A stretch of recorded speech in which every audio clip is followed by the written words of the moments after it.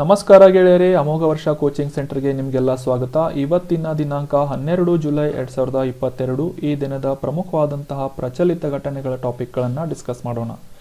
Discussion start ಮಾಡೋದಕ್ಕಿಂತ ಮುಂಚೆ ನಿನ್ನೆ ಡಿಸ್ಕಸ್ ಮಾಡಿದಂತಹ ಒಂದು ಆರ್ಟಿಕಲ್ನ ಇನ್ಫಾರ್ಮೇಷನ್ನಲ್ಲಿ ಸಣ್ಣ ಕರೆಕ್ಷನ್ ಇದೆ. ಭಾರತದಲ್ಲಿ ಯುನೆಸ್ಕೋದಿಂದ ಗುರುತಿಸಲಾದಂತಹ ಇಂಟ್ಯಾಂಜಿಬಲ್ ಕಲ್ಚರಲ್ ಹೆರಿಟೇಜ್ ಸೈಟ್ಸ್ಗಳ ಸಂಖ್ಯೆ 13 ಇದೆ. ನಿನ್ನೆ ನಾವು ಡಿಸ್ಕಸ್ ಮಾಡಿದಂತಹ ವರ್ಲ್ಡ್ ಹೆರಿಟೇಜ್ ಸೈಟ್ಸ್ಗಳ ಪಟ್ಟಿ ಏನಿದೆ, ಸಾಕಷ್ಟು ಸ್ಟೂಡೆಂಟ್ಸ್ಗಳಲ್ಲಿ ಡೌಟ್ಸ್ ಇತ್ತು. ಈ ವರ್ಲ್ಡ್ ಹೆರಿಟೇಜ್ ಸೈಟ್ಸ್ ಮತ್ತು ಇಂಟ್ಯಾಂಜಿಬಲ್ ಕಲ್ಚರಲ್ ಹೆರಿಟೇಜ್ ಸೈಟ್ಸ್ಗಳ ಮಧ್ಯೆ ಡಿಫ್ರೆನ್ಸ್ ಏನು ಅಂತಂದರೆ, ಇಂಟ್ಯಾಂಜಿಬಲ್ ಅಂತಂದರೆ ಟಚ್ ಮಾಡೋಕೆ ಆಗದೆ ಇರುವಂತಹ, ಫಾರ್ ಎಕ್ಸಾಂಪಲ್ ಕಲೆ ಆಗಿರ್ಬೋದು, ಯಾವುದೇ ರೀತಿಯ ಸಾಂಪ್ರದಾಯಿಕ ರೀತಿ ರಿವಾಜುಗಳ ಆಚರಣೆ ಆಗಿರ್ಬೋದು, ಇವುಗಳನ್ನು ಇಂಟ್ಯಾಂಜಿಬಲ್ ಕಲ್ಚರಲ್ ಹೆರಿಟೇಜ್ಗಳು ಅಂತ ಕರೀತಾರೆ. ಅದೇ ರೀತಿ ವರ್ಲ್ಡ್ ಹೆರಿಟೇಜ್ ಸೈಟ್ಸ್ಗಳು ಅಂತಂದರೆ ಕಲೆ, ವಾಸ್ತುಶಿಲ್ಪ, ಯಾವುದೇ ಸ್ಮಾರಕಗಳು, ಮಾನ್ಯುಮೆಂಟ್ಸ್ ಆಗಿರ್ಬೋದು, ಇವುಗಳನ್ನು ವರ್ಲ್ಡ್ ಹೆರಿಟೇಜ್ ಸೈಟ್ಗಳ ಪಟ್ಟಿಯಲ್ಲಿ ಆ್ಯಡ್ ಮಾಡಲಾಗಿದೆ. ಭಾರತದಲ್ಲಿ ಈ ರೀತಿಯಾದಂತಹ ಇಂಟ್ಯಾಂಜಿಬಲ್ ಕಲ್ಚರಲ್ ಹೆರಿಟೇಜ್ ಸೈಟ್ಗಳ ಯುನೆಸ್ಕೋದಿಂದ ಗುರುತಿಸಲ್ಪಟ್ಟಂತಹ ಪಟ್ಟಿಯಲ್ಲಿ 13 ಈ ರೀತಿಯ ಒಂದು ಕಲೆಗಳನ್ನು ಆ್ಯಡ್ ಮಾಡಲಾಗಿದೆ. ಅವುಗಳ ಲಿಸ್ಟನ್ನು ಕೂಡ ಡಿಸ್ಕಸ್ ಮಾಡೋಣ.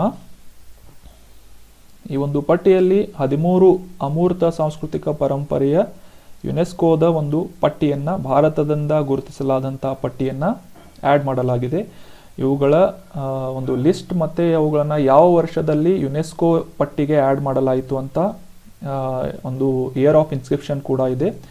ಸೊ ಇಲ್ಲಿ ನೋಡ್ಬೋದು ನೀವು, ಅಮೂರ್ತ ಅಂತಂದರೆ intangible. For example Vedic chanting, ಇದನ್ನು 2008ರಲ್ಲಿ ಯುನೆಸ್ಕೋದ ಈ ಒಂದು ಲಿಸ್ಟ್ನಲ್ಲಿ ಆ್ಯಡ್ ಮಾಡಲಾಗಿತ್ತು. ಫಾರ್ ಎಕ್ಸಾಂಪಲ್ ಈಗ ವೇದಿಕ್ ಚಾಂಟಿಂಗ್ ಅಂದರೆ ವೇದಗಳ ಪಠಣ, ಇದನ್ನು ಕೂಡ ಅಮೂರ್ತ ಸಾಂಸ್ಕೃತಿಕ ಪರಂಪರೆ ಅಂತ ಹೇಳಲಾಗುತ್ತೆ. ಯಾಕಂದರೆ ಈ ಒಂದು ಮಂತ್ರಗಳ ಪಠಣೆಯನ್ನು ಯಾವುದೇ ರೀತಿಯಿಂದ ನಾವು ಅನುಭವಿಸಿ ಅದರನ್ನು ಎಕ್ಸ್ಪೀರಿಯನ್ಸ್ ಮಾಡ್ಕೋಬೋದೇ ಹೊರತು ಅವುಗಳನ್ನ ಟಚ್ ಮಾಡೋಕ್ಕಾಗಲ್ಲ. ಅದೇ ರೀತಿ ಈ ರಾಮಾಯಣದ ಒಂದು ಟ್ರೆಡಿಷ್ನಲ್ ಸಾಂಪ್ರದಾಯಿಕವಾದಂತಹ ಒಂದು ಪರ್ಫಾರ್ಮೆನ್ಸ್ ಆದಂತಹ ರಾಮ್ಲೀಲಾ, ಇದನ್ನು ಕೂಡ ಒಂದು ಕಲೆಯಾಗಿದೆ, ಇದನ್ನು ಟಚ್ ಮಾಡೋಕ್ಕಾಗಲ್ಲ. ಅದೇ ರೀತಿ 2016ರಲ್ಲಿ ಯೋಗವನ್ನು ಈ ಒಂದು ಪಟ್ಟಿಯಲ್ಲಿ ಆ್ಯಡ್ ಮಾಡಲಾಗಿತ್ತು.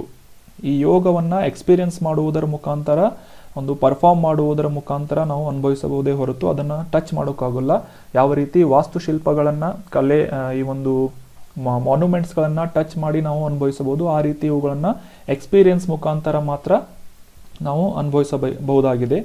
ಈಗ ರೀಸೆಂಟಾಗಿ ಆ್ಯಡ್ ಆದಂತಹ 2021ರಲ್ಲಿ ಈ ಒಂದು ಪಟ್ಟಿಗೆ ಹೊಸದಾಗಿ ಸೇರ್ಪಡೆಯಾದಂತಹ ಕೋಲ್ಕತ್ತಾದಲ್ಲಿ ಆಚರಿಸುವಂತಹ ದುರ್ಗಾ ಪೂಜೆಯನ್ನು ಈ ಒಂದು ಅಮೂರ್ತ ಸಾಂಸ್ಕೃತಿಕ ಪರಂಪರೆಯ ಪಟ್ಟಿಗೆ ಯುನೆಸ್ಕೋ ಆ್ಯಡ್ ಮಾಡಿದೆ.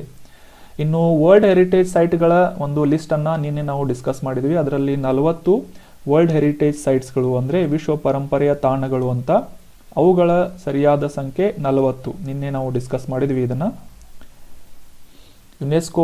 ಯುನೆಸ್ಕೋದಿಂದ ಗುರುತಿಸಲ್ಪಟ್ಟ ಭಾರತದ ಎಷ್ಟು ವಿಶ್ವ ಪರಂಪರೆಯ ತಾಣಗಳಿವೆ ಅಂತ ಪ್ರಶ್ನೆ ಇತ್ತು. ಸೊ ನಿನ್ನೆ ನಾವು ಕೇಳಿದ ಪ್ರಶ್ನೆಯಲ್ಲಿ ಇಲ್ಲಿ ಅಮೂರ್ತ ಅಂತ ಆ್ಯಡ್ ಮಾಡಲಾಗಿತ್ತು. ಸೊ ಅದರ ಕರೆಕ್ಷನ್ ಈಗ ಮಾಡ್ಕೊಳ್ತಾ ಇದ್ದೀವಿ. ವಿಶ್ವ ಪರಂಪರೆಯ ತಾಣಗಳು ಭಾರತದಲ್ಲಿ 40 ಸಂಖ್ಯೆಗಳನ್ನು ಭಾರತ ಹೊಂದಿದೆ. ಆ 40 ಲಿಸ್ಟನ್ನು ನಿನ್ನೆಯ ಆರ್ಟಿಕಲ್ ಡಿಸ್ಕಸ್ ಮಾಡುವಾಗ ನಾವು ಡಿಸ್ಕಸ್ ಮಾಡಿದ್ದೇವೆ. So that was about small corrections. ಈಗ ನಿಮಗೆ ವರ್ಲ್ಡ್ ಹೆರಿಟೇಜ್ ಸೈಟ್ಗಳು ಮತ್ತು ಇಂಟ್ಯಾಂಜಿಬಲ್ ಕಲ್ಚರಲ್ ಹೆರಿಟೇಜ್ ಸೈಟ್ಗಳ ಮಧ್ಯೆ ಡಿಫ್ರೆನ್ಸ್ ಗೊತ್ತಾಗಿದೆ ಅಂತ ಅರ್ಥ ಮಾಡ್ಕೋತೀನಿ. ಇನ್ನು ನಿನ್ನೆ ಕೇಳಲಾದಂತಹ ಪ್ರಶ್ನೆಯ ಸರಿಯಾದ ಉತ್ತರವನ್ನು ತಿಳ್ಕೋಣ. ಈ ಕೆಳಗಿನವರಲ್ಲಿ ಯಾರು 1792ರಲ್ಲಿ ಜಯದೇವ ಕವಿಯಿಂದ ರಚಿತವಾದಂತಹ ಗೀತ ಗೋವಿಂದವನ್ನು ಅನುವಾದಿಸಿದ್ದರು ಅಂತ ಪ್ರಶ್ನೆ ಇದೆ. ಸೊ ಸರಿಯಾದ ಉತ್ತರ ಆಪ್ಷನ್ ಎ, ವಿಲಿಯಂ ಜೋನ್ಸ್ ಅಂತ. ವಿಲಿಯಂ ಜೋನ್ಸ್ ಈ ಒಂದು ಗೀತ ಗೋವಿಂದ ಕೃತಿಯನ್ನು 1792ರಲ್ಲಿ ಇಂಗ್ಲಿಷ್ಗೆ ಅನುವಾದ ಮಾಡಿದರು. ಇದರ ಬಗ್ಗೆ ಸ್ವಲ್ಪ ಇನ್ಫಾರ್ಮೇಷನನ್ನು ತಿಳ್ಕೊಳ್ಳೋದಾದರೆ, ಗೀತ ಗೋವಿಂದ ಅನ್ನೋ ಒಂದು ಕೃತಿಯನ್ನು ಜಯದೇವನು 12ನೇ ಶತಮಾನದಲ್ಲಿ ಸಂಸ್ಕೃತದಲ್ಲಿ ರಚಿಸಿದ್ದರು. ಅದಾದ ನಂತರ 1792ರಲ್ಲಿ ಬ್ರಿಟನ್ನಿನ ವಿಲಿಯಂ ಜೋನ್ಸ್, ಬ್ರಿಟಿಷ್ ಆಡಳಿತದ ಸಮಯದಲ್ಲಿ ವಿಲಿಯಂ ಜೋನ್ಸ್ ಅವರಿಂದ ಈ ಗೀತ ಗೋವಿಂದ ಕೃತಿಯು ಇಂಗ್ಲಿಷ್ಗೆ ಅನುವಾದ ಮಾಡಲ್ಪಟ್ಟಿತ್ತು. ಇನ್ನು ಈ ಗೀತ ಗೋವಿಂದದ ಒಂದು ಮುಖ್ಯವಾದಂತಹ ವಿಷಯ ಅಥವಾ ಥೀಮ್ ಏನು ಅಂತಂದರೆ, ಬೃಂದಾವನದ ಕೃಷ್ಣ, ರಾಧೆ ಮತ್ತು ಗೋಪಿಕೆಯರ ನಡುವಿನ ಒಂದು ಸಂಬಂಧವನ್ನ ವಿವರಿಸುವಂತಹ ಈ ಒಂದು ಪುಸ್ತಕದಲ್ಲಿ ಮೆನ್ಷನ್ ಮಾಡಲಾಗಿದೆ. ಇನ್ನು ಆಪ್ಷನ್ಗಳಲ್ಲಿ ಚಾರ್ಲ್ಸ್ ವಿಲ್ಕಿನ್ಸ್ ಕೂಡ ಇದ್ದಿದ್ದರಿಂದ ಈ ಚಾರ್ಲ್ಸ್ ವಿಲ್ಕಿನ್ಸ್ ಭಗವದ್ಗೀತೆಯನ್ನ ಇಂಗ್ಲಿಷ್ಗೆ ಅನುವಾದ ಮಾಡಿದಂತಹ ವ್ಯಕ್ತಿಯಾಗಿದ್ದಾರೆ. ಸೊ ನಿಮಗೆ ಆನ್ಸರ್ ಕ್ಲಿಯರ್ ಆಗಿದೆ ಅಂತ ಅನ್ಕೋತೀನಿ. ಅದೇ ರೀತಿ ಈ ಒಂದು ಆನ್ಸರನ್ನು ಕಮೆಂಟ್ ಬಾಕ್ಸ್ನಲ್ಲಿ ಕಮೆಂಟ್ ಮಾಡಿದವರಿಗೆ ಕಂಗ್ರ್ಯಾಚುಲೇಷನ್ಸ್. ಶ್ರೀಕಾಂತ್, ಶ್ರೀಧರ್ ಮೂರ್ತಿ, ಶೈಲಜಾ, ಕವಿತಾ, ಹರ್ಷವರ್ಧನ, ಪ್ರಶಾಂತ್, ಗೀತಾ ಯಾದವ್, ಹರಿಣಿ, ಅನು, ಸಹನಾ, ಮಾರುತಿ, ಗೀತಾ ಇವರಿಗೆ ಕಂಗ್ರ್ಯಾಚುಲೇಷನ್ಸ್. ಇನ್ನು ಇವತ್ತಿನ ಪ್ರಶ್ನೆಯನ್ನು ನೋಡೋದಾದರೆ, ಭಾರತದ ಸಂಗೀತ ನಾಟಕ ಅಕಾಡೆಮಿಯು ನೃತ್ಯ ಪ್ರಕಾರಗಳನ್ನು ಎಷ್ಟು ಭಾಗಗಳಾಗಿ ವಿಂಗಡಿಸಿದೆ ಅಂತ. Sangeet Natak Akademi has divided dance forms into how many parts. ಭಾರತದಲ್ಲಿ ನೃತ್ಯಗಳು ಅಂತ ಗುರುತಿಸಲಾಗುವಂತಹ ಸಂಗೀತ ನಾಟಕ ಅಕಾಡೆಮಿಯಿಂದ ಗುರುತಿಸಲಾದಂತಹ ಎಷ್ಟು ನೃತ್ಯ ಪ್ರಕಾರಗಳಿವೆ ಅಂತ ಕಮೆಂಟ್ ಬಾಕ್ಸ್ನಲ್ಲಿ ಕಮೆಂಟ್ ಮಾಡಬೇಕು. Option A 6, option B 7, option C 8, option D 9. ಸರಿಯಾದ ಉತ್ತರವನ್ನು ಕಮೆಂಟ್ ಬಾಕ್ಸ್ನಲ್ಲಿ ಕಮೆಂಟ್ ಮಾಡೋದಷ್ಟೇ ಅಲ್ಲದೆ ಆ ನೃತ್ಯ ಪ್ರಕಾರಗಳ ಹೆಸರನ್ನು ಕೂಡ ಕಮೆಂಟ್ ಬಾಕ್ಸ್ನಲ್ಲಿ ಕಮೆಂಟ್ ಮಾಡಿ. ನಾಳೆ ಇದರ ಸರಿಯಾದ ಉತ್ತರವನ್ನು ಡೀಟೇಲ್ ಆಗಿ ಡಿಸ್ಕಸ್ ಮಾಡೋಣ. ಇನ್ಸ್ಟಿಟ್ಯೂಟ್ನಲ್ಲಿ PSI ಮತ್ತು PC ಬ್ಯಾಚ್ಗಳು ಪ್ರಾರಂಭವಾಗ್ತಾ ಇವೆ. ಇಂಟ್ರೆಸ್ಟ್ ಇರುವಂತಹ ಸೀರಿಯಸ್ ಅಸ್ಪಿರೆಂಟ್ಸ್ಗಳು ವಿಜಯನಗರ ಬ್ರಾಂಚ್ಗೆ ಭೇಟಿ ನೀಡಿ ರಿಜಿಸ್ಟರ್ ಮಾಡಿಕೊಂಡು ಅಡ್ಮಿಷನ್ ಮಾಡ್ಕೋಬಹುದು. ಹೆಚ್ಚಿನ ಮಾಹಿತಿಗಾಗಿ ಕೆಳಗೆ ತಿಳಿಸಲಾದಂತಹ ಫೋನ್ ನಂಬರ್ಗೆ ಕಾಂಟ್ಯಾಕ್ಟ್ ಮಾಡಿ. ನಮ್ಮ ಯೂಟ್ಯೂಬ್ ಚಾನಲನ್ನು ಸಬ್ಸ್ಕ್ರೈಬ್ ಮಾಡಿ, ಬೆಲ್ ಬಟನ್ನನ್ನು ಕ್ಲಿಕ್ ಮಾಡಿ ಅಂತ ಹೇಳ್ತಾ ನಿಮ್ಮ ಫ್ರೆಂಡ್ಸ್ ಜೊತೆ ಈ ಒಂದು ಕಂಟೆಂಟನ್ನು ಶೇರ್ ಮಾಡಿ. ಈಗ ಆರ್ಟಿಕಲನ್ನು ಡಿಸ್ಕಸ್ ಮಾಡೋಕ್ಕೆ ಪ್ರಾರಂಭ ಮಾಡೋಣ. ವಿಶ್ವ ಜನಸಂಖ್ಯಾ ದಿನಾಚರಣೆಯನ್ನು ನಿನ್ನೆ ಅಂದರೆ ಜುಲೈ 11ರಂದು ಆಚರಣೆ ಮಾಡಲಾಯಿತು. 2022ರ ಆವೃತ್ತಿಯ ವಿಶ್ವ ಜನಸಂಖ್ಯಾ ದಿನಾಚರಣೆಯನ್ನು ಪ್ರತಿ ವರ್ಷ ಜುಲೈ 11ರಂದು ಆಚರಿಸಲಾಗುತ್ತೆ. ಇನ್ನು ಇದರ ಹಿಂದಿನ ಮುಖ್ಯ ಉದ್ದೇಶ ಏನು ಅಂತಂದರೆ, ಜಗತ್ತಿನಾದ್ಯಂತ ಬೆಳವಣಿಗೆ ಆಗುತ್ತಿರುವಂತಹ ಜನಸಂಖ್ಯೆ ಮತ್ತು ಪ್ರಕೃತಿಯ ಸ್ಥಿರ ಅಭಿವೃದ್ಧಿಯ ಮೇಲೆ ಬೀರುವಂತಹ ನಕಾರಾತ್ಮಕ ಪರಿಣಾಮಗಳ ಬಗ್ಗೆ ಜಾಗೃತಿಯನ್ನು ಜನರಲ್ಲಿ ಮೂಡಿಸುವುದು. ಈ ಒಂದು ನಿಟ್ಟಿನಲ್ಲಿ ಜಗತ್ತಿನಾದ್ಯಂತ ಜಾಗತಿಕವಾಗಿ ಸೆಮಿನಾರ್ಗಳು, ಚರ್ಚೆಗಳು, ಶೈಕ್ಷಣಿಕ ಅಧಿವೇಶನಗಳು, ವರ್ಕ್ಶಾಪ್ಗಳು ಅಂದರೆ ಕಾರ್ಯಾಗಾರಗಳು, ಚರ್ಚೆಗಳು, ಈ ರೀತಿಯಾದಂತಹ ವಿವಿಧ ರೀತಿಯಾದಂತಹ ಇವೆಂಟ್ಗಳನ್ನು ಜಾಗತಿಕವಾಗಿ ನಡೆಸಿ ಈ ಒಂದು ಜನಸಂಖ್ಯೆಯ ಒಂದು ಪರಿಣಾಮವನ್ನು, ನಕಾರಾತ್ಮಕ ಪರಿಣಾಮವನ್ನು ಪ್ರಕೃತಿಯ ಮೇಲೆ ಯಾವ ರೀತಿ ಬೀರುತ್ತೆ ಅಂತ ಜನರಲ್ಲಿ ಜಾಗೃತಿಯನ್ನು ಮೂಡಿಸುವುದು ಈ ವಿಶ್ವ ಜನಸಂಖ್ಯಾ ದಿನಾಚರಣೆಯ ಒಂದು ಉದ್ದೇಶ ಆಗಿದೆ. ಇನ್ನು 2022ರ ವಿಶ್ವ ಜನಸಂಖ್ಯಾ ದಿನಾಚರಣೆಯ ಥೀಮ್ ಏನು ಅಂತಂತಂದರೆ a world of billion towards a resilient future of all, harnessing opportunities and ensuring rights and choices for all ಅಂತ. ಆಲ್ರೆಡಿ 8 ಬಿಲಿಯನ್ನಷ್ಟು ಜನಸಂಖ್ಯೆಯನ್ನು ಪ್ರಪಂಚದಲ್ಲಿ ಹೊಂದಿದ್ದೇವೆ. ಸೊ ಎಲ್ಲರಿಗೂ ಚೇತರಿಸಿಕೊಳ್ಳುವ ಭವಿಷ್ಯದ ಕಡೆಗೆ ಅವಕಾಶಗಳನ್ನು ಬಳಸಿಕೊಳ್ಳುವುದು ಮತ್ತು ಎಲ್ಲರಿಗೂ ಹಕ್ಕುಗಳನ್ನು, ಅವರ ಒಂದು ಚಾಯ್ಸಸ್ಗಳು ಅಥವಾ ಆಯ್ಕೆಗಳನ್ನು ಖಾತರಿಪಡಿಸುವ ಒಂದು ವಿಷಯವನ್ನು ಇಟ್ಕೊಂಡು ಈ ವರ್ಷದ 2022ರ ವಿಶ್ವ ಜನಸಂಖ್ಯಾ ದಿನಾಚರಣೆಯನ್ನು 11 ಜುಲೈನಂದು ಆಚರಿಸಲಾಯಿತು. ಆಲ್ರೆಡಿ ಡಿಸ್ಕಸ್ ಮಾಡಿದ ಹಾಗೆ 8 ಕೋಟಿ ಜನಸಂಖ್ಯೆ ವಾಸಿಸುತ್ತಿದ್ದಾರೆ. ಎಲ್ಲರಿಗೂ ಸಮಾನ ಹಕ್ಕು ಮತ್ತು ಅವಕಾಶಗಳು ದೊರೆಯಬೇಕು ಅನ್ನುವ ಉದ್ದೇಶದಿಂದ ಈ ವರ್ಷದ ಥೀಮನ್ನು ಫಾರ್ಮುಲೇಟ್ ಮಾಡಲಾಗಿದೆ. ಇನ್ನು ವಿಶ್ವ ಜನಸಂಖ್ಯಾ ದಿನಾಚರಣೆಯ ಹಿನ್ನೆಲೆಯನ್ನು ನೋಡೋದಾದರೆ 1989ರಲ್ಲಿ ಮೊದಲ ಬಾರಿಗೆ ಯುನೈಟೆಡ್ ನೇಷನ್ ಡೆವಲಪ್ಮೆಂಟ್ ಪ್ರೋಗ್ರಾಮ್ UNDPದಿಂದ ಈ ಒಂದು ವಿಶ್ವ ಜನಸಂಖ್ಯಾ ದಿನಾಚರಣೆಯನ್ನು ಸ್ಥಾಪನೆ ಮಾಡಲಾಯಿತು. UNDP ಆಲ್ರೆಡಿ ಈಗ ಡಿಸ್ಕಸ್ ಮಾಡಿದ ಹಾಗೆ ಫುಲ್ ಫಾರ್ಮ್ ಅಂತೂ ನಾವು ತಿಳ್ಕೊಂಡ್ವಿ, ಯುನೈಟೆಡ್ ನೇಷನ್ ಡೆವಲಪ್ಮೆಂಟ್ ಪ್ರೋಗ್ರಾಮ್ ಅಂತ. ಇದರ ಮುಖ್ಯ ಕಚೇರಿ ಎಲ್ಲಿದೆ ಅಂತ ಕಮೆಂಟ್ ಬಾಕ್ಸ್ನಲ್ಲಿ ಕಮೆಂಟ್ ಮಾಡಬೇಕು. UNDPಯ ಹೆಡ್ ಕ್ವಾರ್ಟರ್ ಯಾವ ಒಂದು ದೇಶದಲ್ಲಿ ಅಥವಾ ಒಂದು ನಗರದಲ್ಲಿದೆ ಅಂತ ಕಮೆಂಟ್ ಬಾಕ್ಸ್ನಲ್ಲಿ ಕಮೆಂಟ್ ಮಾಡಿ. ಜುಲೈ 11, 1990ರಂದು ಮೊದಲ ಬಾರಿಗೆ ಜಗತ್ತಿನಾದ್ಯಂತ 90ಕ್ಕೂ ಹೆಚ್ಚು ರಾಷ್ಟ್ರಗಳಲ್ಲಿ ವಿಶ್ವ ಜನಸಂಖ್ಯಾ ದಿನಾಚರಣೆಯನ್ನು ಆಚರಿಸಲಾಯಿತು. ಅಂದಿನಿಂದ ಪ್ರತಿ ವರ್ಷ ಜುಲೈ 11ರಂದು ವಿಶ್ವ ಜನಸಂಖ್ಯಾ ದಿನಾಚರಣೆಯನ್ನು ಆಚರಿಸ್ತಾ ಇದ್ದೇವೆ. ಇನ್ನು UNDP ಅಷ್ಟೇ ಅಲ್ಲದೆ ಸಾಕಷ್ಟು ವಿವಿಧ ಸಂಸ್ಥೆಗಳು ಕೂಡ ಈ ಒಂದು ವಿಶ್ವ ಜನಸಂಖ್ಯಾ ದಿನಾಚರಣೆಯಲ್ಲಿ ಭಾಗವಹಿಸ್ತವೆ. ಅದರಲ್ಲಿ ಮುಖ್ಯವಾಗಿ United nation population fund UNFPA ಇದರ ರಾಷ್ಟ್ರೀಯ ಕಚೇರಿಗಳು ಮತ್ತು ಇತರ ಸಂಸ್ಥೆಗಳು ಸರ್ಕಾರಿ ಮತ್ತು ನಾಗರಿಕ ಸಮಾಜದ ಸಹಯೋಗದೊಂದಿಗೆ ವಿಶ್ವ ಜನಸಂಖ್ಯಾ ದಿನಾಚರಣೆಯನ್ನು ಜುಲೈ 11ರಂದು ಪ್ರತಿ ವರ್ಷ ಆಚರಿಸಲಾಗುತ್ತೆ. ನಮ್ಮ ನೆಕ್ಸ್ಟ್ ಆರ್ಟಿಕಲ್ ಕೆಂಪು ಪಾಂಡಾಗಳ ಬಗ್ಗೆ ಇದೆ. ನಮಗೆಲ್ಲ ಗೊತ್ತಿರುವ ಹಾಗೆ ದ ಜಂಗಲ್ ಬುಕ್ನಲ್ಲಿ ಮೋಗ್ಲಿಯ ಹೆಗಲ ಮೇಲೆ ಓಡಾಡ್ತಿರುವಂತಹ ಕ್ಯೂಟ್ ಆದಂತಹ ಈ ಒಂದು ಪ್ರಾಣಿ ಹೆಸರು ರೆಡ್ ಪಾಂಡಾ ಅಥವಾ ಕೆಂಪು ಪಾಂಡಾ ಅಂತ ಹೆಸರಿದೆ ಇದರದು. ಸೊ ಕಾಂಟೆಕ್ಸ್ಟ್ ಏನು ಅಂತಂದರೆ, ಪಶ್ಚಿಮ ಬಂಗಾಳದ ಸಿಂಗಲೀಲಾ ರಾಷ್ಟ್ರೀಯ ಉದ್ಯಾನವನ ಈ ಒಂದು ಶೀಘ್ರದಲ್ಲಿ ಹೊಸ ರೀತಿಯಾದಂತಹ ಒಂದು ಯೋಜನೆಯನ್ನು ಪ್ರಾರಂಭ ಮಾಡಲಿದೆ. ಅದು ಏನು ಅಂತಂದರೆ, ಈ ರೆಡ್ ಪಾಂಡಾ ಅಥವಾ ಕೆಂಪು ಪಾಂಡಾಗಳನ್ನು ಪಡೆದು ಅವುಗಳ ಸಂರಕ್ಷಣೆಗೆ ಮುಂದಾಗ್ತಾ ಇದೆ ಅಂತ ನ್ಯೂಸ್ ಇದೆ. ಇನ್ನು ಇದರ ಬಗ್ಗೆ ಹೆಚ್ಚಿನ ಇನ್ಫಾರ್ಮೇಷನ್ ತಿಳ್ಕೊಳ್ಳೋದಾದರೆ, ಈ ಒಂದು ಡಾರ್ಜಿಲಿಂಗ್ ಹಿಲ್ಸ್ನಲ್ಲಿರುವಂತಹ ಮೃಗಾಲಯದಲ್ಲಿ ಕಾಡು ಕೆಂಪು ಪಾಂಡಾಗಳ ಜನಸಂಖ್ಯೆಯನ್ನು ಹೆಚ್ಚಿಸುವ ಉದ್ದೇಶದಿಂದ ಈ ಒಂದು ಕಾರ್ಯಕ್ರಮವನ್ನು ಪ್ರಾರಂಭ ಮಾಡಲಾಗ್ತಾ ಇದೆ. ವೆಸ್ಟ್ ಬೆಂಗಾಲ್ನಲ್ಲಿ ಸಿಂಗಲೀಲಾ ರಾಷ್ಟ್ರೀಯ ಉದ್ಯಾನವನ ನೆನ್ಪಿಟ್ಕೊಳ್ಳಿ. ಭಾರತದಲ್ಲಿ ಈ ರೀತಿಯ ಕೆಂಪು ಪಾಂಡಾಗಳು ಇವುಗಳನ್ನು ಐಲೂರಸ್ ಫುಲ್ಜೆನ್ಸ್ ಅಂತ ವೈಜ್ಞಾನಿಕ ಹೆಸರಿನಿಂದ ಕರೆಯಲಾಗುತ್ತೆ. ಇವುಗಳ ಒಂದು ಮೊದಲ ರೀವೈಲ್ಡಿಂಗ್ ಕಾರ್ಯಕ್ರಮದಲ್ಲಿ ಪದ್ಮಜಾ ನಾಯ್ಡು ಅವರು ಹಿಮಾಲಯನ್ ಜೂಲಾಜಿಕಲ್ ಪಾರ್ಕ್ನ ಈ ಒಂದು ರೋಮದಿಂದ ಕೂಡಿದಂತಹ ಅಳಿವಿನಂಚಿನಲ್ಲಿರುವಂತಹ 20 ಸಸ್ತನಿಗಳನ್ನು ಸುಮಾರು 5 ವರ್ಷಗಳಲ್ಲಿ ಕಾಡಿಗೆ ಬಿಡುಗಡೆ ಮಾಡಿದ್ದಾರೆ ಅಂತ ನ್ಯೂಸ್ ಇದೆ. ಈ ರೀವೈಲ್ಡಿಂಗ್ ಪ್ರೋಗ್ರಾಮ್ ಅಂತಂದ್ರೆ ಏನು ಅಂತಂದ್ರೆ, ಈ ಅಳಿವಿನಂಚಿನಲ್ಲಿರುವಂತಹ ಪ್ರಾಣಿಗಳು, ಫಾರ್ ಎಕ್ಸಾಂಪಲ್ ಕೆಂಪು ಪಾಂಡಾಗಳನ್ನೇ ತಗೋಣ, ಇವುಗಳ ಒಂದು ಸಂಖ್ಯೆ ಕಾಡಿನಲ್ಲಿ ಕ್ಷೀಣಿಸುತ್ತಿರುವುದರಿಂದ ಇವುಗಳನ್ನು ಸಂರಕ್ಷಿತ ಪ್ರದೇಶದಲ್ಲಿ ಝೂಗಳಲ್ಲಿ ಇವುಗಳ ಒಂದು ರಕ್ಷಣೆಯನ್ನು ಮಾಡಿ ಇವುಗಳನ್ನು ಬೆಳೆಸಿ ನಂತರ ಇವು ಒಂದು ನಿರ್ದಿಷ್ಟ ವಯಸ್ಸನ್ನು ಮತ್ತು ಆರೋಗ್ಯವನ್ನು ಹೊಂದಿದ ಮೇಲೆ ಇವುಗಳನ್ನು ಕಾಡುಗಳಿಗೆ ಮರಳಿ ಬಿಡುಗಡೆ ಮಾಡಲಾಗುತ್ತೆ. ಈ ಒಂದು ಪ್ರೋಸೆಸ್ಸನ್ನು ರೀವೈಲ್ಡಿಂಗ್ ಕಾರ್ಯಕ್ರಮ ಅಂತ ಕರೆಯಲಾಗುತ್ತೆ.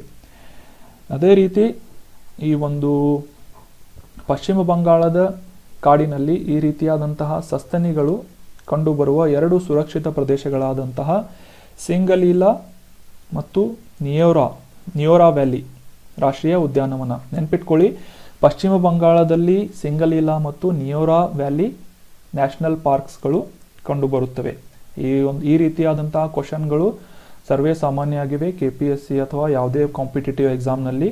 ನೆನ್ಪಿಟ್ಕೊಳ್ಳಿ, ರಾಷ್ಟ್ರೀಯ ಉದ್ಯಾನವಾದಂತಹ ನಿಯೋರಾ ವ್ಯಾಲಿ ರಾಷ್ಟ್ರೀಯ ಉದ್ಯಾನವನ ಮತ್ತು ಸಿಂಗಲೀಲಾ ಇವು ಯಾವ ರಾಜ್ಯದಲ್ಲಿದೆ ಅಂತಂದರೆ ಆನ್ಸರ್ ಪಶ್ಚಿಮ ಬಂಗಾಳ ಅಂತ ಆಗಬೇಕು. ಈ ಒಂದು ಪ್ರದೇಶಗಳಲ್ಲಿ ಸಂಖ್ಯೆ ಕ್ಷೀಣಿಸುತ್ತಿದೆ ಅಂತ ಒಂದು ಸ್ಟಡಿ ಹೇಳ್ತಾ ಇದೆ. ಸೊ ಇತ್ತೀಚೆಗೆ ಮಾಡಿದಂತಹ ಅಧ್ಯಯನದ ಪ್ರಕಾರ ಸಿಂಗಲೀಲಾ ರಾಷ್ಟ್ರೀಯ ಉದ್ಯಾನವನದಲ್ಲಿ 38, ನಿಯೋರಾದಲ್ಲಿ 38 ಸಂಖ್ಯೆಯ ಈ ರೆಡ್ ಪಾಂಡಾಗಳನ್ನು ಗುರುತಿಸಲಾಗಿದೆ ಅಂತ ಹೇಳಲಾಗಿದೆ. ಇದಕ್ಕಾಗಿ ಇವುಗಳನ್ನು ಮತ್ತೆ ಝೂಲಾಜಿಕಲ್ ಪಾರ್ಕ್ನಲ್ಲಿ ಕನ್ಸರ್ವ್ ಮಾಡಿ ಅವುಗಳನ್ನು ಬೆಳೆಸಿ ನಂತರ ಇವುಗಳನ್ನು ಕಾಡುಗಳಿಗೆ ಬಿಡುಗಡೆ ಮಾಡಲಾಗುತ್ತೆ. ಸೊ ಈ ರೆಡ್ ಪಾಂಡಾ ನ್ಯೂಸ್ನಲ್ಲಿ ಇದ್ದದ್ದರಿಂದ ಇವುಗಳ ಕುರಿತಾದಂತಹ ಇನ್ನಷ್ಟು ಮಾಹಿತಿಯನ್ನು ತಿಳ್ಕೊಳ್ಳೋಣ. ಇವು ಒಂದು ಚಿಕ್ಕವಾದಂತಹ ಕೆಂಪು ಅಥವಾ ಕಂದು ವೃಕ್ಷದ ಸಸ್ತನಿಗಳು, ವೃಕ್ಷದಲ್ಲಿ ವಾಸಿಸುವಂತಹ ಸಸ್ತನಿಗಳಾಗಿವೆ. ನೆನ್ಪಿಟ್ಕೊಳ್ಳಿ, ಈ ಕೆಂಪು ಪಾಂಡಾ ಅಥವಾ ರೆಡ್ ಪಾಂಡಾಗಳ ಕುರಿತಾದಂತಹ ಈ ವಿಷಯವನ್ನು. ಇವು ಐಲೂರಸ್ ಕುಲದ ಏಕೈಕ ಜೀವಂತ ಸದಸ್ಯ. ಅಂದರೆ ಈ ಐಲೂರಸ್ ಅನ್ನುವ ಒಂದು ಜೀವ ಪ್ರಭೇದ ಏನಿದೆ ಅವುಗಳಿಗೆ ಸಂಬಂಧಿಸಿದಂತಹ ಎಲ್ಲ ರೀತಿಯ ಪ್ರಾಣಿಗಳು ಅಳಿದು ಹೋಗಿವೆ. ಈಗ ಬದುಕಿರುವಂತಹ ಈ ಕೆಂಪು ಪಾಂಡಾಗಳು ಮಾತ್ರ ಈ ಐಲೂರಸ್ ಕುಲದ ಏಕೈಕ ಜೀವಂತ ಸದಸ್ಯ ಅಂತ. ಇದು ಸಿಕ್ಕಿಂನ ರಾಜ್ಯ ಪ್ರಾಣಿಯೂ ಕೂಡ ಆಗಿ ಗುರುತಿಸಲ್ಪಟ್ಟಿದ್ದು IUCN ಪಟ್ಟಿಯಲ್ಲಿ. IUCN ಫುಲ್ ಫಾರ್ಮ್ ಅನ್ನು ಕಮೆಂಟ್ ಬಾಕ್ಸ್ನಲ್ಲಿ ಕಮೆಂಟ್ ಮಾಡಿ, ಇದರ ಫುಲ್ ಫಾರ್ಮ್ ಅನ್ನು ನಾಳೆ ತಿಳ್ಕೊಳ್ಳೋಣ. ಇವುಗಳ ಒಂದು ರೆಡ್ ಲಿಸ್ಟ್ನಲ್ಲಿ ಅಳಿವಿನಂಚಿನಲ್ಲಿರುವಂತೆ ಅಂದರೆ ಎಂಡೇಂಜರ್ಡ್ ಸ್ಪೀಸೀಸ್ ಅಂತ ಇದನ್ನು ಆ ಒಂದು ಪಟ್ಟಿಗೆ ಆ್ಯಡ್ ಮಾಡಲಾಗಿದ್ದು, ಭಾರತದ ವೈಲ್ಡ್ ಲೈಫ್ ಪ್ರೊಟೆಕ್ಷನ್ ಆ್ಯಕ್ಟ್ ಅಥವಾ ಭಾರತೀಯ ವನ್ಯಜೀವಿ ರಕ್ಷಣಾ ಕಾಯ್ದೆ 1972ರ ಅಡಿಯಲ್ಲಿ ಇದನ್ನು ಪಟ್ಟಿಯಲ್ಲಿ 1ನೇ ಪಟ್ಟಿಯಲ್ಲಿ ಆ್ಯಡ್ ಮಾಡಲಾಗಿದೆ. ಅಂದರೆ ಕಂಪ್ಲೀಟ್ ಆದಂತಹ ಸಂರಕ್ಷಣೆಯನ್ನು ಈ ಕೆಂಪು ಪಾಂಡಾಗಳಿಗೆ ಭಾರತ ಸರ್ಕಾರದಿಂದ ನೀಡಲಾಗಿದೆ. ಈ ಕೆಂಪು ಪಾಂಡಾಗಳು ಭಾರತದಲ್ಲಷ್ಟೇ ಅಲ್ಲದೆ ನೇಪಾಳ, ಭೂತಾನ, ಮಯನ್ಮಾರ್, ಉತ್ತರದ ಪರ್ವತಗಳು ಮತ್ತು ದಕ್ಷಿಣ ಚೀನಾದ ಕಾಡುಗಳಲ್ಲಿ ಕಂಡುಬರುತ್ತವೆ. ಸದ್ಯಕ್ಕೆ ಇವುಗಳ ಒಂದು ಸಂಖ್ಯೆ ಕ್ಷೀಣಿಸುತ್ತಿರುವುದರಿಂದ ಇವುಗಳ ಸಂರಕ್ಷಣೆಯ ಕುರಿತಾದಂತಹ ಸಾಕಷ್ಟು ಕ್ರಮಗಳನ್ನು ಭಾರತ ಸರ್ಕಾರದಿಂದ ಕೂಡ ಕೈಗೊಳ್ಳಲಾಗಿದೆ. ನಮ್ಮ ಮುಂದಿನ ಆರ್ಟಿಕಲ್ ನೋಡೋಣ. National internet exchange of India ಅಂತ, ನಿಕ್ಸಿ ಅಂತ ಇದರ ಶಾರ್ಟ್ ಫಾರ್ಮ್.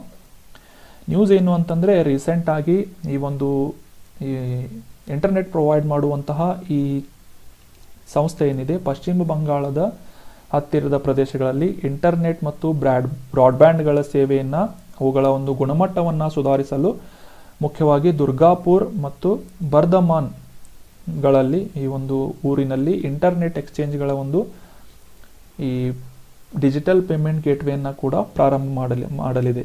ಇದು ಎಲೆಕ್ಟ್ರಾನಿಕ್ಸ್ ಮತ್ತು ಮಾಹಿತಿ ತಂತ್ರಜ್ಞಾನಗಳ ಸಚಿವಾಲಯ ಅಥವಾ ministry of electronics and information technology ಈ ಒಂದು ಸಚಿವಾಲಯದ ಅಡಿಯಲ್ಲಿ 1000 ದಿನಗಳ ಒಂದು ಇನಿಷಿಯೇಟಿವ್ ಆಗಿದೆ. 1000 ದಿನಗಳಲ್ಲಿ ನಡೆಸುವಂತಹ ಯೋಜನೆಯ ಒಂದು ಉಪಕ್ರಮವಾಗಿದೆ ಅಂತ ಹೇಳಲಾಗ್ತಾ ಇದೆ. ನಿಕ್ಸಿ ಕಂಪನಿಗಳ ಕಾಯ್ದೆ 2013ರ ಸೆಕ್ಷನ್ 8ರ ಅಡಿಯಲ್ಲಿ ಒಂದು ನಾನ್ ಪ್ರಾಫಿಟ್ ಆರ್ಗನೈಸೇಷನ್ ಅಥವಾ ಲಾಭರಹಿತವಾದಂತಹ ಸಂಸ್ಥೆಯಾಗಿ ಒಂದು ರಿಜಿಸ್ಟ್ರೇಷನನ್ನು ಮಾಡಿಕೊಂಡಿದ್ದು 19 ಜೂನ್ 2003ರಂದು ಇದನ್ನು ಫಸ್ಟ್ ಟೈಮ್ ಈ ಒಂದು ಸೆಕ್ಷನ್ ಅಡಿಯಲ್ಲಿ ನೋಂದಾವಣೆ ಮಾಡಿಕೊಳ್ಳಲಾಯಿತು. ಸೊ ನೆನ್ಪಿಟ್ಕೊಳ್ಬೇಕಾಗಿದ್ದಿಷ್ಟೇ ಎಕ್ಸಾಮ್ ಪಾಯಿಂಟ್ ಆಫ್ ವ್ಯೂ. ಈ ನಿಕ್ಸಿಯ ಫುಲ್ ಫಾರ್ಮ್ ಮತ್ತು ರೀಸೆಂಟಾಗಿ ಇದು digital payment gateway. Digital payment gateway ಅಂತಂದ್ರೆ ಪೇಮೆಂಟ್ ಈ ಮರ್ಚೆಂಟೈಸ್ಗಳಿಗೆ ಪೇಮೆಂಟನ್ನು, ಫಾರ್ ಎಕ್ಸಾಂಪಲ್ ಡೆಬಿಟ್ ಕಾರ್ಡ್ ಆಗಿರ್ಬೋದು, ಕ್ರೆಡಿಟ್ ಕಾರ್ಡ್ ಆಗಿರ್ಬೋದು, ಈ ರೀತಿಯಾದಂತಹ ಪೇಮೆಂಟ್ಗಳನ್ನು ಮಾಡುವಂಥ ಅವಕಾಶವನ್ನು ಈ ನಿಕ್ಸಿಯಿಂದ ಕೂಡ ಮಾಡಲಾಗಿದೆ. ಇಲ್ಲಿ ಕನ್ಫ್ಯೂಸ್ ಮಾಡ್ಕೋಬಾರ್ದು ನೀವು. ಈ ಪೇಮೆಂಟ್ ಗೇಟ್ವೇ ಅಂತಂದರೆ ಯು ಪೇ ಆಗಿರ್ಬೋದು, ಪೇಪಾಲ್ ಆಗಿರ್ಬೋದು, ಇವುಗಳನ್ನು ಪೇಮೆಂಟ್ ಗೇಟ್ವೇ ಅಂತ ಕರಿತೇವೆ. ಅದೇ ರೀತಿ ಈ ಗೂಗಲ್ ಪೇ ಮತ್ತು ಈ ಪೇಟಿಎಮ್, ಫೋನ್ಪೇ ಇವುಗಳನ್ನು ಡಿಜಿಟಲ್ ವಾಲೆಟ್ಗಳಂತ ಕರಿತೇವೆ. ಕನ್ಫ್ಯೂಸ್ ಮಾಡ್ಕೋಬೇಡಿ. ಸೊ ನೆಕ್ಸ್ಟ್ ಆರ್ಟಿಕಲನ್ನು ನೋಡೋಣ. ನಮ್ಮ ಮುಂದಿನ ಆರ್ಟಿಕಲ್ ಗ್ಲೇಷಿಯರ್ಗಳ ಬಗ್ಗೆ ಇದೆ. ಹಿಮನದಿಗಳು ಅಂತ ಕನ್ನಡದಲ್ಲಿ ಕರಿತೇವೆ. ಡ್ರಾಸ್ನಲ್ಲಿರುವಂತಹ ಹಿಮನದಿಗಳ ಕುರಿತಾದಂತಹ ಆರ್ಟಿಕಲ್ ಇದು. 1999ರಲ್ಲಿ ಕಾರ್ಗಿಲ್ ಯುದ್ಧದ ಸಮಯದಲ್ಲಿ ಲದಾಖ್ನ ಪ್ರಮುಖವಾದಂತಹ ಯುದ್ಧ ಭೂಮಿಯಾದ ದ್ರಾಸ್ ಪ್ರದೇಶದ ನದಿಗಳು ಕಡಿಮೆಯಾಗುತ್ತಿರುವ ಒಂದು ಸೂಚನೆಗಳನ್ನು ಗಂಭೀರವಾದ ಬೆದರಿಕೆ ಅಂತ ಪರಿಗಣಿಸಬೇಕು ಅಂತ ಒಂದು ರಿಪೋರ್ಟ್ ಹೇಳ್ತಾ ಇದೆ. ಇತ್ತೀಚಿನ ಅಧ್ಯಯನದ ಪ್ರಕಾರ ಈ ಪ್ರದೇಶದಲ್ಲಿ ಹೆಚ್ಚುತ್ತಿರುವಂತಹ ವಾಹನ ದಟ್ಟಣೆ, ಈ ಮಿಲಿಟರಿ ವ್ಯಾನ್ಗಳು, ಮಿಲಿಟರಿ ದೊಡ್ಡ ದೊಡ್ಡ ಗಾಡಿಗಳು ಸಾಕಷ್ಟು ಅಮ್ಯುನಿಷನ್ಗಳಾಗಿರ್ಬೋದು, ಈ ಒಂದು ರೇಷನ್ಗಳನ್ನು ಸಾಗಿಸುವುದರಿಂದ ಈ ಒಂದು ಪ್ರದೇಶದಲ್ಲಿ ಹಿಮನದಿಗಳ ಮೇಲೆ, ಒಂದು ಎನ್ವೈರನ್ಮೆಂಟ್ ಮೇಲೆ ಸಾಕಷ್ಟು ಎಫೆಕ್ಟ್ ಆಗ್ತಾ ಇದೆ ಅಂತ ಒಂದು ಸ್ಟಡಿ ಹೇಳ್ತಾ ಇದೆ. 2020ರಿಂದ line of actual control LAC ಅಂತ ಕರಿತೇವೆ. ಇದರ ಎರಡೂ ಬದಿಗಳಲ್ಲಿ ಬೃಹತ್ ಮಿಲಿಟರಿ ನಿರ್ಮಾಣಕ್ಕೆ ಸಾಕ್ಷಿಯಾದಂತಹ ಈ ಪ್ರದೇಶದಲ್ಲಿ, ದ್ರಾಸ್ ಪ್ರದೇಶದಲ್ಲಿ ಹಿಮನದಿಗಳು ಕರಗ್ತಾ ಇವೆ ಅಥವಾ ಇವುಗಳ ಪ್ರಮಾಣ ಕಡಿಮೆ ಆಗ್ತವೆ ಅಂತ ಒಂದು ಸ್ಟಡಿ ಹೇಳ್ತಾ ಇದೆ. ಈ ಪ್ರದೇಶದಲ್ಲಿ ಹಿಮನದಿಗಳು ಕಡಿಮೆಯಾಗುತ್ತಿರುವ ವೇಗಕ್ಕೆ ಭಾರೀ ವಾಹನಗಳ ಚಲನೆ ಏನಿದೆ ಮುಖ್ಯವಾದಂತಹ ಕಾರಣವಾಗಿದೆ ಅಂತ ಈ ಒಂದು ಸ್ಟಡಿ ಹೇಳ್ತಾ ಇದೆ.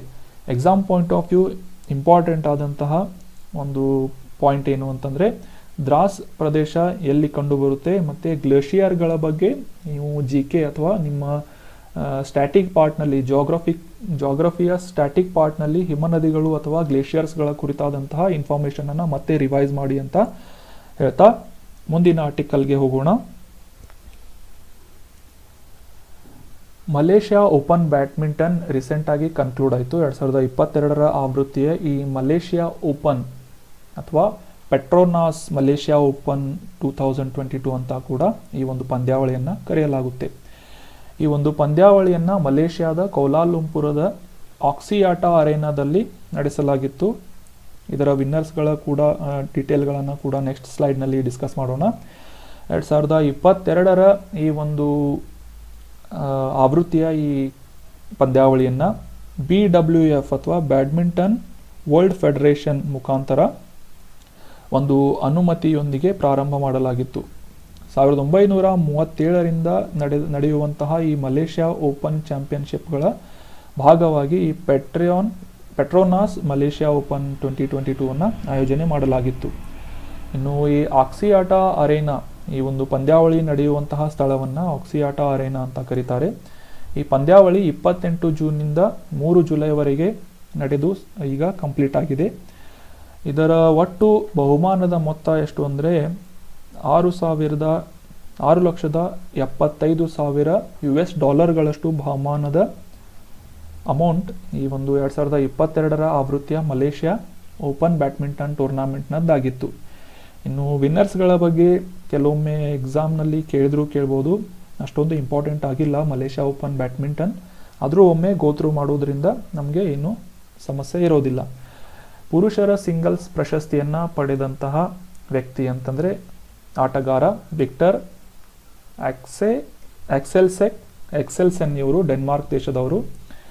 ಮಹಿಳೆಯರ ಸಿಂಗಲ್ಸ್ ಪ್ರಶಸ್ತಿಯನ್ನು ರಾಚ್ನೋಕ್ ಇಂಟನಾನ್ ಅಂತ ಥೈಲ್ಯಾಂಡ್ನವರು.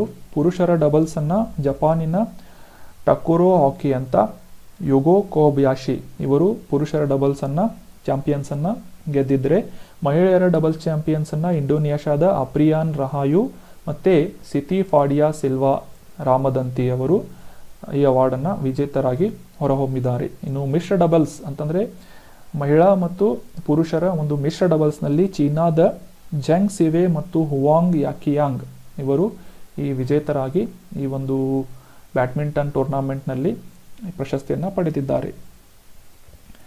ಇನ್ನು ನಮ್ಮ ಮುಂದಿನ ಆರ್ಟಿಕಲ್ ನೋಡೋದಾದರೆ ಖಾರ್ಚಿ ಹಬ್ಬದ ಬಗ್ಗೆ ಇದೆ. ತ್ರಿಪುರಾದಲ್ಲಿ ನಡೆಯುವಂತಹ ಈ ಹಬ್ಬ 14 ದೇವರುಗಳು ಮತ್ತು ದೇವತೆಗಳ ಪ್ರಾರ್ಥನೆ ಸಲ್ಲಿಸುವಂತಹ ಒಂದು ವಾರದ ಸಾಂಪ್ರದಾಯಿಕವಾದಂತಹ